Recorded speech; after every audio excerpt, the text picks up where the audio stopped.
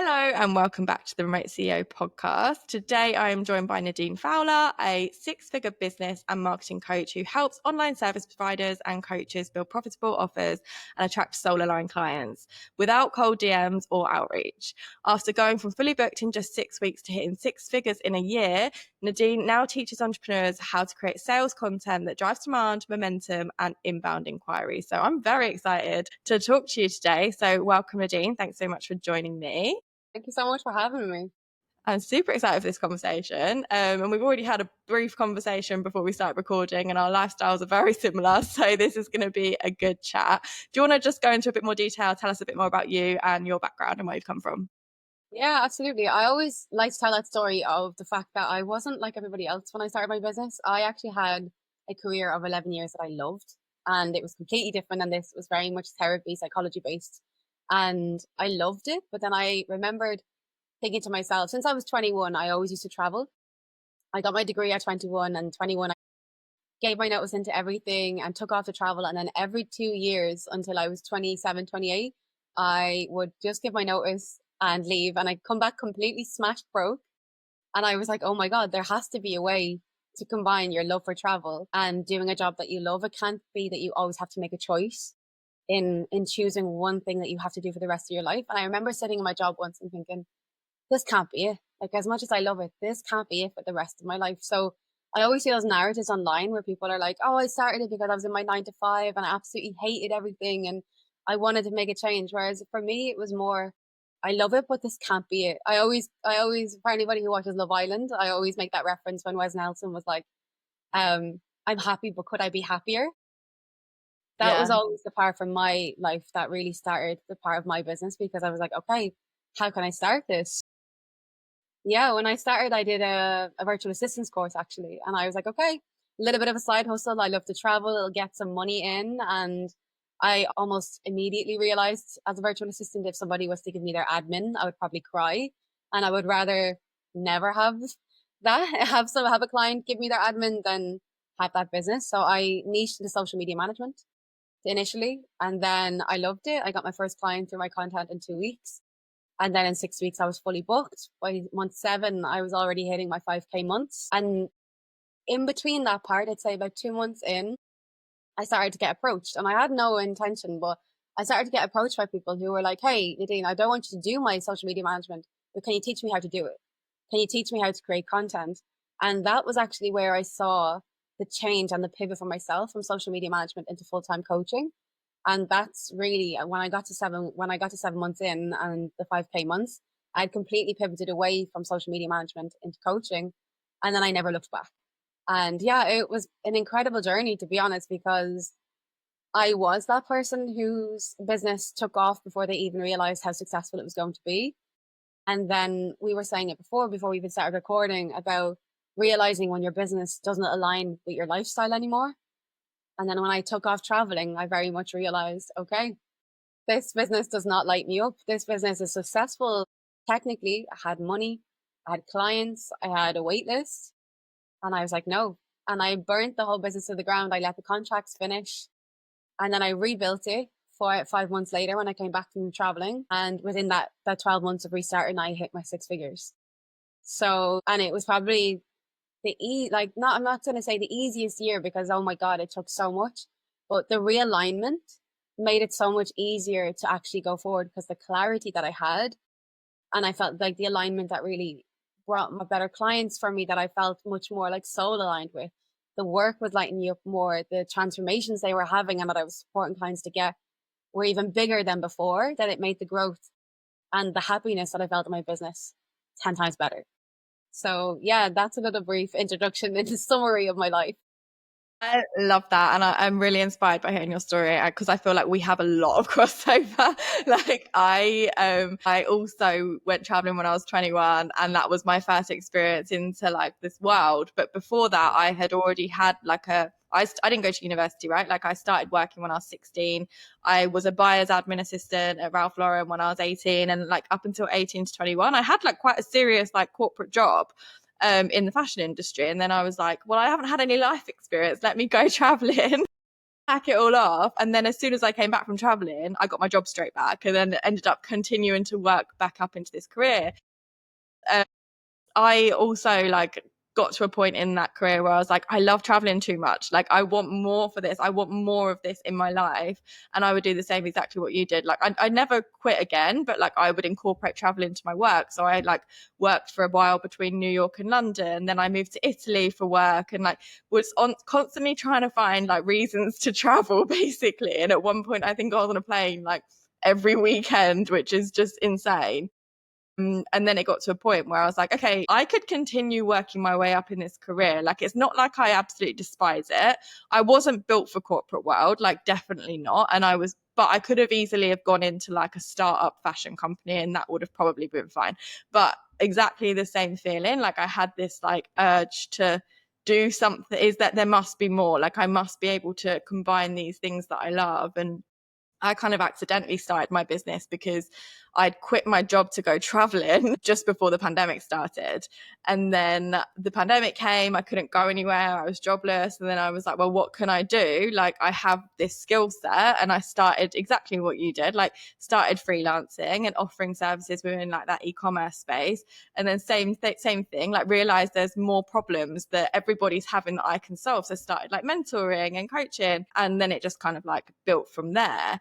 And then over the past couple of years, also had the realization that actually the business that I've previously built when I lived in London, when I was more kind of like in this hustle, let's go mode, no longer works for the lifestyle that I want to live. And I've recently just burnt my business to the ground and rebuilding. So I feel like there is so much alignment. So I'm really happy we're having this conversation because it's so good, I think, to like, one, you're ahead of me, I'd say, like you've already done the burn, you've already rebuilt. So it's really nice to see, like, from my perspective, like you're expanding me and to see what could be possible for me going forward. But also it's very relatable, like I'm sure like some of the things that you've gone through and the things that I've gone through. So I feel like we can definitely bounce some ideas, especially for any other CEOs or business owners that are also going through similar challenges. So it's really nice to have you here.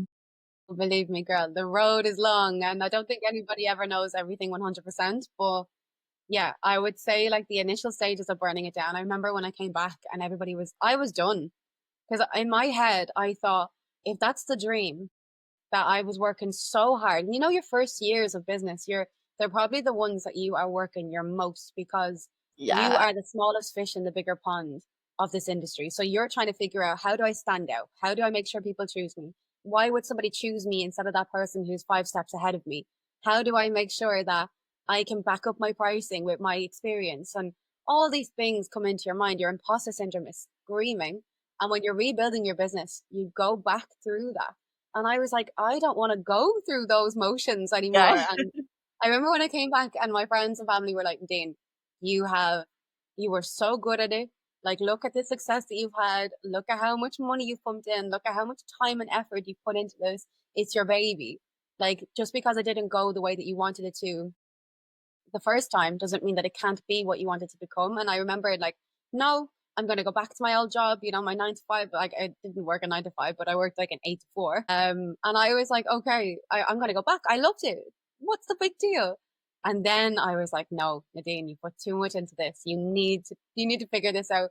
And when I rebuilt it, I've had all of those same emotions. I was like, I'm again the small fish in the bigger pond, and what direction am I going to go in, and who do I want to work with that's going to actually align with me better. And I remember the first week that I came back, I put out an offer the first week that I restarted, and 5 people reached out and inquired. And they Amazing. were 5 people that I had that were in my audience previously, but sure, I had let my account go dormant for like 5 months.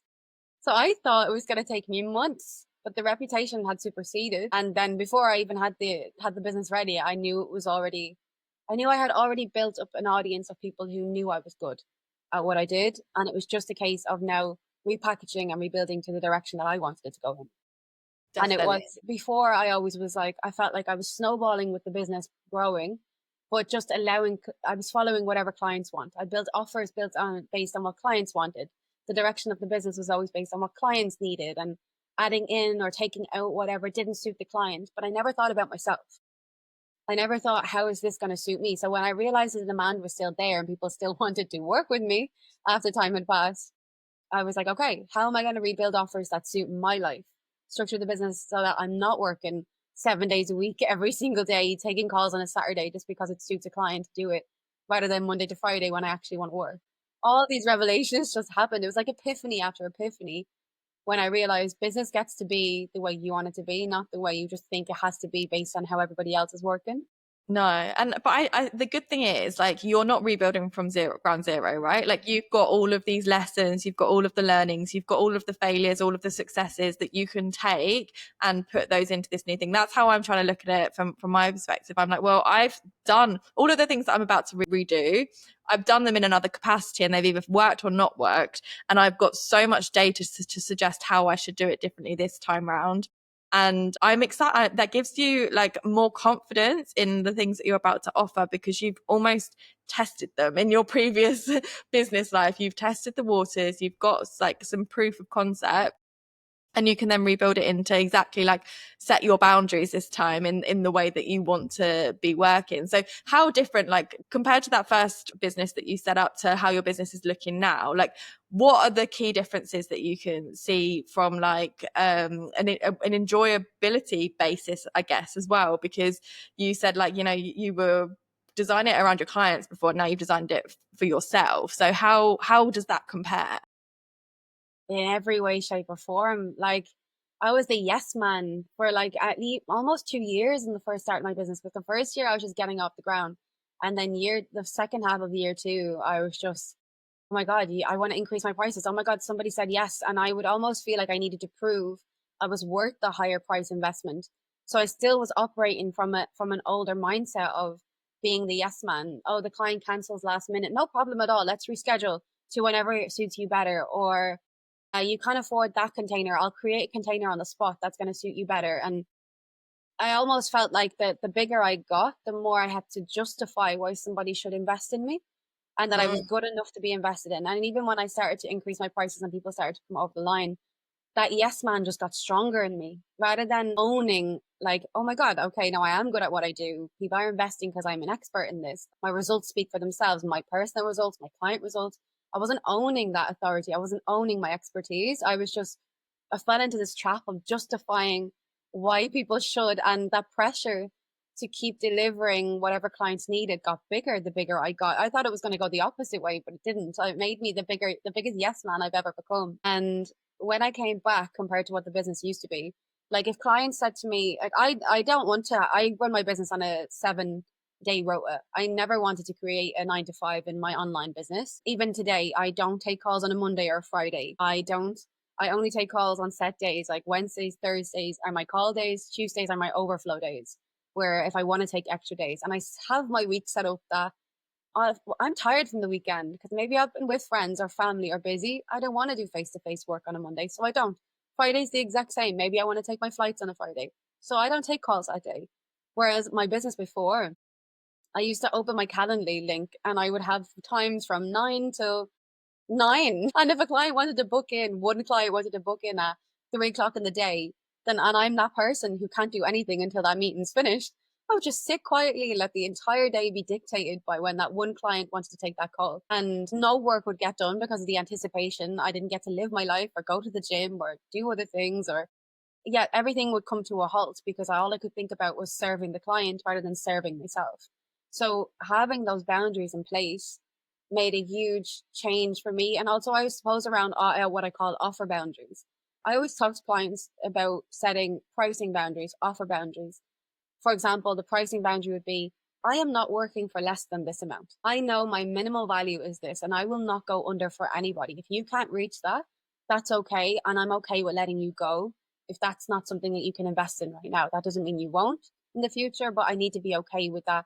If I'm no longer going to be that person that slashes that price, I set a pricing boundary. I'm not working for less than this, and I'm okay if it's okay with you to let you go at this moment if you don't want to move forward. Whereas before, you said to me, no, I can't afford that. I would create a random offer on the spot and I'd price it at the price I pulled out of the sky that was based on what I think you would say yes with. And I just wanted to get all clients over the line. And it actually worked against me because I realized how much work I was putting in. Like, I don't know anybody who puts as much effort in as a coach as me, like the depth. And that's not based on me. It's from the feedback from people who've worked with coaches. They've paid 3 times of me and said, Nadine, I've come back to you every time because the amount of support you give me is like unmatched. And I knew that deep down. But before I was just like, I just want any clients. And now I was like, no, I value the work I'm putting out there. The same with offer boundaries. I think that was probably the biggest difference I made, if I'm honest. I scrapped any offer that I didn't think was transformation based. And what I mean by that is I used to think one off offers or power hours or 3 week intensives were like the easiest things to sell. And in theory, they could be because they were the cheapest, but they weren't the things that got my clients the longer term results or the bigger results that I wanted them to get. So I actually made an offer boundary where people cannot work with me for less than 4 months. And that was a big jump considering that I used to sell power hours and 3 week intensives and 1 month accelerators. But when I set that offer boundary, it meant I only worked with people who were visionaries, people who saw what they were capable of, knew the lives they wanted, and knew that that would only come from having long term support. That it didn't come from like ticking a random box and me waving a magic wand and suddenly they had a bunch of inquiries and a load of money. It came from really understanding that the progress was in the work. So having that offer boundary, those pricing boundaries gave me like an ideal client boundary almost of who do I really want to work with? And it gave me a really sharp vision of being okay to let clients go who didn't align or saying no to clients who didn't align because I was only making space for clients who did fully align with me. And therefore, I just got much more. I don't know, it felt like magic. The fire was back in me. The fire really ignited back when I realized like I don't need to continue this way just because it's the way I've always done it. Yeah.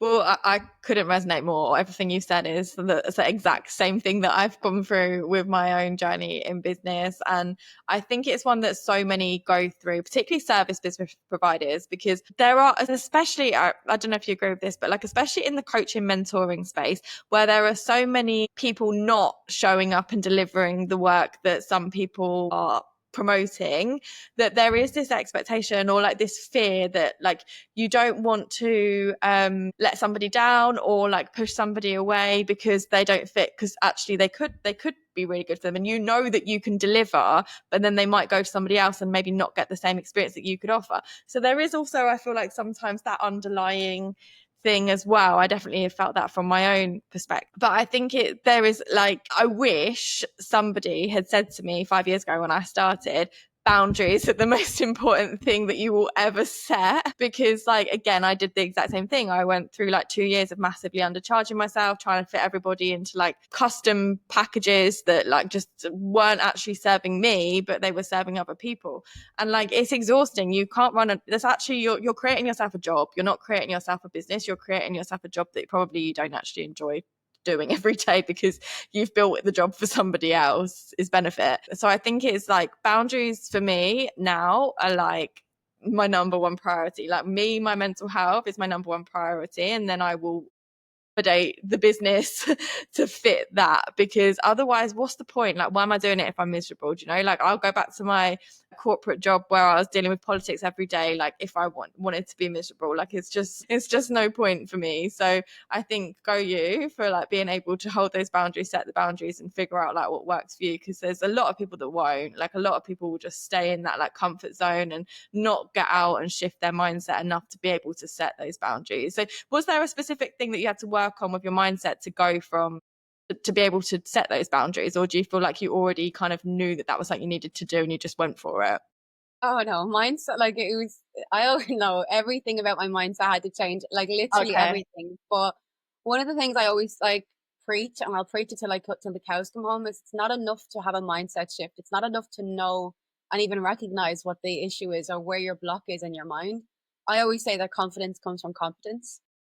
So Yeah. learning how to actually, like if I have a block in my mind and I uncover it, I always need to match that with a practical way to see it happening in my life. So I do this with clients, I do it for myself. If there's something that if I'm having an imposter syndrome day where I'm like, who am I to have this? Or who am I to charge this? Or who am I to even think that I can have a minimum of 4 months to work with me when other people have like these one-off strategy calls for €1,000? And I'm like, yeah, but I want the 4 months. That's my baseline. That is my offer boundary. Who am I to have this in the first place? I look for the evidence. So what from my mindset, and this comes from the 11 years in psychology based like therapy Yeah. services, but the evidence that I look for is, well, what can clients achieve with me in those months? Well, from the evidence of people that I've worked with, in evidence of me, what have people achieved in those time sets? And then I apply that practically to how I communicate that related to how I support people. So everything in my mind had to shift, but I always needed to see the practical side of how I could apply that day to day. Because when I just had the mindset shift, I had so many blocks. Like I had the same questions. Why would somebody pay me? Why would somebody choose me when there's more experienced people out there? Why, or is this going to take away my authority or my experience or how people view me or perceive me, that I did burn down my business, that I didn't uphold the things I say to people to do, or that I had to make changes because I was unhappy, even though I help people to build their dream businesses that make them happy? Would that take away, if I was vulnerable and opened up to my audience, how I wasn't happy in the way I tell people to do things, and that I needed to make changes for myself the same way I help people? And I was like, I was almost drowning in these fears that it was going to take away from me. That if I showed these vulnerabilities and these changes, that it showed that I didn't have this rock solid strategy and this rock solid mindset, and people would perceive me to be weak, or that the things that I said weren't true. But it actually had the opposite effect, because it actually increased my leadership. I felt in the space where people could follow my journey, watch me rebuild my business, watch me rebuild my mindset, really call myself out on things that I believed 2 years ago that I no longer believe now, and why my mind had changed. Like, why way did I undercharge, and why did I think it was okay to do that? Why did I think it was okay to let people book in 7 days a week, no matter what time it was? Why did I think it was okay to make on the spot offers, to sign a client who didn't value what I had already told them I thought was going to suit them best to get their results? Why would I rather have signed that person than let them go? What did I make that mean about myself? So I had to completely rebuild everything mindset wise to really understand who I was trying to become. But then the flip side of that was, okay, how do I apply that practically now so that I can actually show myself that these mindset breakthroughs actually mean something? And that's where all the boundaries came in. That's where holding those firm boundaries, like with my offers, with my prices, with everything, came into play. Because once I had that mindset breaks of, how much do I want to earn? And why can I not say that unapologetically? Why can't I say that I deserve to be paid this amount of money, or that I want to earn 10K months, or 10K months, even in my case, or 20K months that I now have? But at the time, the max I had ever gotten in was like 4.5K or 5K or 7K, and I never reached that 10K mark. Well, why was I not? Why did I feel guilty for talking about money? I remember it took me 2.5 years to start integrating money content marketing. I never spoke about money in my content ever.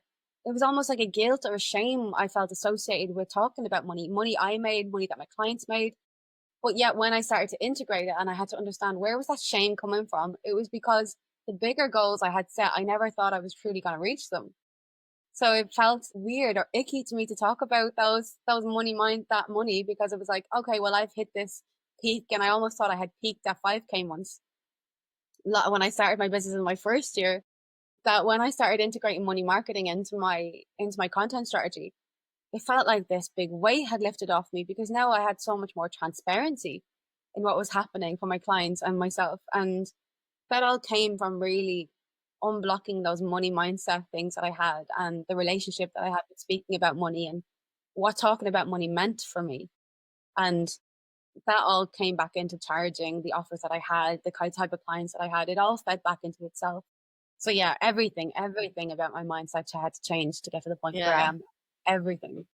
No, I think the mindset piece is like so underrated, like how important it actually is. And I also have a mental health business, so I have done a lot of like the whole like cognitive behavioral therapy style exercises in terms of like money mindset blocks and just general mindset blocks that help me back through like entrepreneurship, because I feel like they're the best way to like reprogram and reprocess the things that you need to work through. And it's interesting that you said about like confidence comes from competence, because earlier on I was actually recording a podcast episode for the mental health business, and it was a confidence coach, and she said the exact same thing.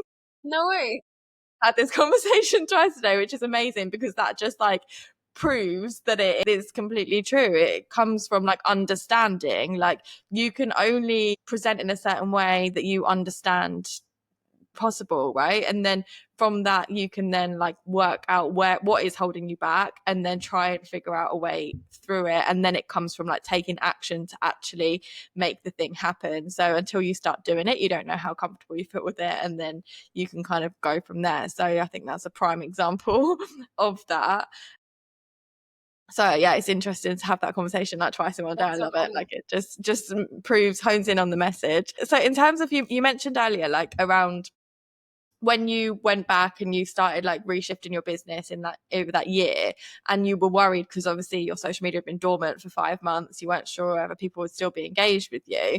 How did you warm them back up? Because obviously I guess you came back with a new message, you had new offers, all of that stuff. So what was your kind of approach to that, to attract in new clients like through your content? I think I decided that the exact same way when I started my business initially, I was like, it's the exact same kind of steps that I took. When I started my business, the very first post that I put out, the very first week of posting, I had the exact same mentality. How do I make sure I stand out among what everybody else is saying? Like when I started my business and I was a VA, it was all, what is a VA? What five reasons you need a VA? 5 reasons, 5 signs that you're overwhelmed and need a VA. All these posts that I felt like I was drowning in. And I remember one of the very first posts I put out that week, I was like, nope, I'm not going to sound like everybody else. I'm going to pinpoint exactly what everybody's thinking. And I remember the very first post I put out as a VA was, what is passive consumption? And I spoke about how, because I knew that my ideal clients at that time really enjoyed that idea of having really high engagement. And I went against the narrative. And I said, well, you really want high engagement, but actually a bulk of your viewers are going to be passive consumers, and you won't even know they exist until they reach out to inquire with you. So if you're only gauging how well your business is doing based on how many likes and comments you get, then you're actually completely missing out on a big bunch of people that are going to buy from you eventually. And I remember the exact same mentality I came back with. I was like, how can I disrupt the narrative that's happening in this very moment? How can I make sure that what I'm about to put out is what I become known for? So both times, the very first time I posted and when I came back, the first thing that I really wanted to understand was, what did I want to become known for? What do I want from the beginning that I want to become known for, that my offers become known for, and that my message becomes known for? So I had a look online and I was like, okay, what is the average person talking about nowadays? And what do I truly feel about that? Am I just going to follow the crowd and be like, oh yeah, let's go for more engagement or make the sales or DM inquiries or whatever people were saying? Or did I want to really talk about what I truly believe in? And at the time, and I'm a really big believer in content marketing and make it like organic content marketing, making sure that you can create on-demand predictable sales directly through your content without needing to depend on referrals, word of mouth, or being at the mercy of anybody else except for what you can do. Because that is how potent a content strategy can be for your business if you know how to do it. So I was like, no, I'm not going to go down and start teaching people how to navigate sales conversations, which is something I do. I'm not going to get on and talk about how to like ramp up referrals and all these funnels and all these other things that people do and that I can do for clients as well. I want to be known for people who want to create on-demand predictable sales. So I just went and looked at opinions about other things and I wanted to be disruptive. So I put out content that I knew would go against what the majority of people were saying, but in a way that I believed it, not just for the sake of it. And you see a lot of people putting out like controversial opinion, but I think, and then they just move. I just wanted to help people to understand the way I thought, my methods, my processes, why I thought that way and why I thought it was going to help people. And that in itself created traction because it's a bit like everything else in the wider universe that's happening. People just want difference. They want to see that you can talk about this subject, but in a way they haven't heard about it before. Even if you are repeating something that's not, like, none of us are reinventing the wheel. But I remember that first week, like I started putting out things about an activation content strategy. The difference between a content strategy that gets you views, clicks, likes versus things that actually move your audience. And I had proof of that because within that week of applying the same strategy, I had 5 people inquire of the same week coming back. So I don't just say share your opinions or be disruptive. Do it with proof. Have proof that these things are happening. The same way with the passive consumption. I didn't know it obviously at the time when my first time when I was releasing, but I knew it based on the fact that I understood buyer behaviors and that I had a good basis of sales psychology. So the first time that I put out the passive consumption, and then 2 weeks later, I had my first client through my content that I had not even realized was going to become my client, that was proof of itself. And then that week, I was like, no, I'm going to prove based on, like you said, I wasn't starting from ground zero anymore. I was coming from data that was backed up and things I knew failed, things I knew didn't do well, things I knew did do well. And I said, okay, what do I want to become known for? And how am I going to communicate that? And how am I going to back that up? So that's pretty much what it was. It was, how can I be disruptive? Yeah. How can I put a message out there that's going to catch the attention rather than just go with the flow of everybody else?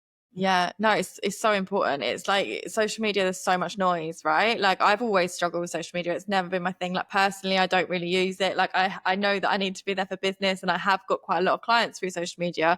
Actually, most of my clients previously came, like with the e-commerce stuff, came through LinkedIn, because I've got a much bigger following on LinkedIn than I do on like Instagram or TikTok, for example. But I totally get the attraction marketing piece. I've just personally never been able to quite nail it on Instagram, for example. But I think the key point that you're saying there is stand out and have a very clear message that you are putting out there, because there's so many trends. Like the reason I don't enjoy it is because there's so many trends. There's so many people just speaking about the same thing just in different ways, and I'm just like, oh my god, like I'm bored. I don't want to consume this. It is so boring to me. So if I come across a content creator that is speaking a little bit different, then I pay attention, because I'm like, okay, cool. Like that's the exact type of person that I would gel with, because I don't follow trends. I want to be around people, or like influenced by people that are disruptors, that are saying something.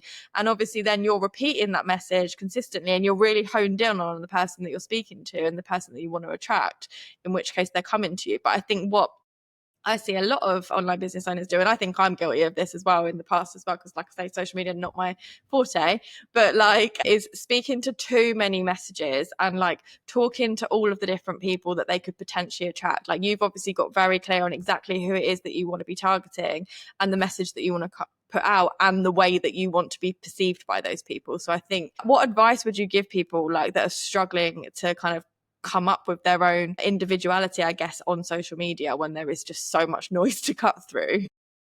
Yeah, I would say the first thing I always say is, what do you want to become known for? That is always the crux of it, because people think niching down has to be a particular woman in a particular age gap in a particular industry or a particular thing. It's not. Your niche can be a core problem you become known for solving, or a core goal that you support clients to get to. And the clients can come from all walks of life. But then the niche becomes not just who you've been helping, but the core problem or desire, and then your niche method of how you do it. And people always say to me, I don't have a niche method, I just do it. That's their autopilot. People who are good at what they do it on autopilot. So it's not until I ask you to take a step back and actually tell me. Everybody has a framework. Okay, spoiler alert, everybody has a process. If you do certain things in a certain way, even if it's on autopilot, you have a framework. You just haven't named it a framework. You haven't named it as your process. But everybody has a niche way that they do it. They have even if you and I do the same thing and we teach the same thing, there's going to be a way you do it and a way I do it. That's on purpose. So you need to get really confident and comfortable becoming known for that method of how you solve that particular problem or get to that particular goal. So if I got you to finish a sentence of, oh my God, go to X if you want to be helped with X. She is incredible at X. What would you say? How would you fill in those gaps? Because when you start to understand that your niche of standing out is more than just a woman in her 50s who has kids and a family and wants to grow her business, that is not the case. What is that woman's core problem? What is that woman's core desire? And how do you want to become known for doing that? Do you know what your core signature method of doing that is? And repeating that message of how to stand out. Because even if you and and there's 10 of us standing, I am not the only business and marketing coach in the online space. But yet 200 plus clients have come to me directly through my content. I've never cold outreached anybody in my whole life, simply because of how I describe that. Simply because I've become known for the main problem I solve, the main solutions, and my methods. People like the way I do things. They resonate with the way I speak. They resonate with the way that I describe something. It doesn't have to be completely different than the other 10 business coaches standing beside me. Because the difference is, the uniqueness is that nobody does it the way I particularly do it. And being known for that main priority problem, as I call it, and that main priority goal and your main priority method, that is going to be your standout niche. It's not about the woman in her 40s with her kids, or the male in his 50s or his 20s and wants to go to school and wants to go to college. It's not about that. The demographics of who you're trying to target is not going to be the niche thing that then helps you to stand out. First step is understanding those three key parts. Yeah. What do you want to become known for? What do you want people to say? Oh my God, go to her. If she is incredible at this, if you want help with this, you need to go to her. What's the first thing that comes to mind? Yeah. Because it can be 10 things. That's the thing. There are always, it's like Pandora's box when you start working with somebody. There's going to be 10 things you can start working with somebody on. But if you were to sit me down with the main problem that I come to you with, what would be the first thing you tell me I need to work on? What do you think is the main thing? Is the first thing somebody needs to work on? That will become the priority problem that you become associated with, because in your opinion, in your method or your framework, that is the first thing I need to solve. Yeah. Then what's the next step? And then what is the next step? And that is how you develop your signature method that you become known for, the signature problems and the signature goals. Yeah. So yeah. You need that. Like, you have to have a point of difference, right? Like, you have to have like something that is so unique to you and that people can really relate and resonate with. And that's really the only way to cut through like this crazy world of social media that we have in front of us. Like, there is just there's obviously, and rightly so, like there's so many people doing very similar things, but people will come to you. And people used to always come to me specifically for like e-commerce stuff because they liked the way that I would show up like I was their friend, and we were having a conversation in their living room, for example. Like, that's the feedback I generally get about this podcast. Like, people listen to this because it feels like they're listening to a friend, and just have conversations about business. Like, quite a lot of my clients would describe that as, oh, she was like a best friend that I could talk about business with, kind of thing. Like, it was kind of like that relatability rather than, oh, you're coming to me because I've worked for XYZ brands. Like, no, it's because you relate to me in whatever way, doesn't really matter, like whatever message I was putting out at the time, like you related to that message and you understand like me at the core, rather than the offer that what I can solve for you, essentially. Because people, when it's like buying into a service provider like we both provide, like it's about the person you're working with. Like, either way you're probably going to get the results, like, but if you don't resonate or like the way that person is working with you, then that's going to be way harder for you to get the results, because you're not going to absorb or respect the person that's given you the support and the advice. So I think it's so important, like, people choose people resonate with people. So if you can show up in the way that you want to show up and present the message that you really strongly feel for, there are going to be naturally people that are attracted to that. So I think you've put that really nicely. I really like how you phrased that, because I think so obvious. It's like, no, not enough people do it. Yeah, Not but enough I people think do it it. also comes into that idea of people want to be liked by everybody. Yeah. I'm quite direct. I'm quite like blunt, honest, direct. I say it like it is. I'm not going to sugarcoat things, and I call people out on a lot of things. And I will handhold you. I will hold space for you. But if I think you're just purposely not, if I think you're doing the bare minimum, I'm going to tell you that I think you're doing the bare minimum, and I will support you to see all these other ways that you can be doing things to support yourself. But if you want somebody that's more, I don't know, less direct, somebody that needs a more cushiony way of approaching you, somebody who you want to burn sage with on the webcam and like sit in silence and meditate, more than likely that I know that even if you did sign with me, we're not going to blend. We're not going to go, because our values don't match. Our way of working doesn't match. So it's better for people to know who you are and the way you describe things and how you work from your content before they come into you, than showing up as this vague, watered down version of yourself. And then by the time even if that client does sign, you are just button heads, and everybody will know this. Everyone has signed a client that you just don't work well together. You don't gel, you don't, your fires don't light the same way. And you feel almost like the person's uncoachable, or they don't like the way you do something if you're like a done for you service provider. And they question all the things that you do because you simply don't gel, because you came up as a watered down version of yourself. And they thought, I like this watered down version, but you can't stay that person. So what I always go back to is what you want to become known for. That's in your specialization, but it's also in your method and your way of, how do you do that? How do you approach that? How do you think about that? And why do you think that way? Because that's going to help people to really filter down if they like you or they don't. And then when you get on that call, it's not like, oh, you're a different version of yourself online than when we talk to each other. And vice versa. You don't want people in your world that are like, you find very difficult to gel with, or you dread the call every week because you're like, oh my God, here's another hour of somebody that's going to drain me. It's the opposite. So the more you can show up as yourself and what you want to become known for and how that brand persona is for yourself, the more clarity and you're going to have and the easier it's going to become. Yeah, definitely. I love that. That's super important. And just to kind of summarize everything you've said there around like sales content, like somebody that wants to create more freedom in their life and create a business that works for their life and not one that they work for, like what would your best bit of advice be for somebody that is kind of like just starting out on this path and wants to start using sales content to build their like freedom-based online business? The first thing was, get to the point where you can see the person that you want to work with in your mind. If you sit down to write content and you don't have a clear vision and you feel like you're almost blending multiple different clients you've worked with or multiple people in your minds, or you start talking to yourself, which a lot of people do, and when they're trying to write content, you are going to find it very difficult because you're going to place limiting beliefs of different people or multiple problems that they've had. And not everybody has the same problem in the exact same way. If you get to the point where when you sit down, you don't have one clear person that you're writing to, then you don't have enough clarity. And that clarity is going to hold you back because then you're not going to understand what kind of offers they need, how to connect what you do inside those offers to get the results that they want. You're not going to understand the end transformation they're looking for. And therefore, you don't know what you want to become known for. So if you start from the beginning of what do you want to become known for, what problem do you want to be known for, what goal do you want to become known for, and then work your next step to be, who is your ideal client for this? Who has this problem? Who has these goals? What does that look like specifically for them on a day-to-day basis? Not just I want to be confident, but I want to be confident enough that in my marriage, it's okay to have fights and not leave.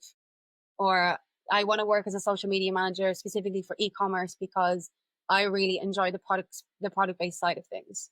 Be really specific in what that looks like.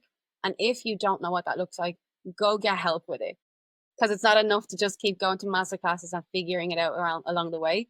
Get to the point where you can rhyme off who you're speaking to, because everything else is going to come off. Like the way that you build your offers, how you speak about your offers, the way that you write that content is going to come so much clearer and easier and flow so much better when you have that clear image in your head. No, it's so true. It's 100% true. I think that's brilliant advice. And thank you so much for sharing it on the podcast. I really appreciate it. And I've really enjoyed chatting with you today. It sounds like we have so many crossovers and I really resonate with everything you've said. So thank you so much. Where can people find you if they want to connect with you further? You can find me on Instagram, Nadine Selena Coaching. My website is Nadine Selena Coaching too. I think everything has the same handle. Yeah, but my main ones are my Instagram and my website. So people can find me there. There's lots of free resources on there as well if you want to have a look at them. They're all about building sales content strategies, ideal client clarity, and creating demand for your offers. Sounds great. Amazing. And just one last question. What's next for you? Like where are you taking your business next? Like where about life and putting the priorities of your life first? What's your next plans? I've actually prioritized, which is kind of the opposite of my last 2.5 years, but I've prioritized being in one place for longer than a month. Yeah, I feel you're preaching to the choir right now.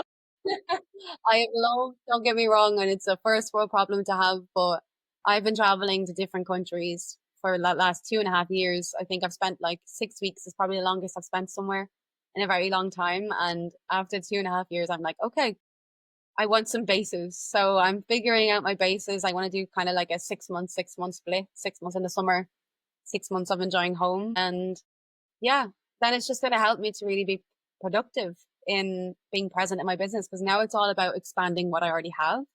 I don't want to release any new offers. I don't want to do anything like that. I just want to expand what I have and get that clarity. And I think that is going to come from having the choice to stay in a place for longer than 6 weeks. Yeah, so it helps. It definitely helps. I feel, yeah, I've been bouncing around for about the same amount of time and I'm also in that position where I just want to be in one place for a while. Exactly. Amazing. Well, thank you so much. I'm excited to see where you decide those bases to be and where your business goes next. But I really appreciate this conversation and thanks so much for joining me. Well, thanks for having me. Take care. Thank you.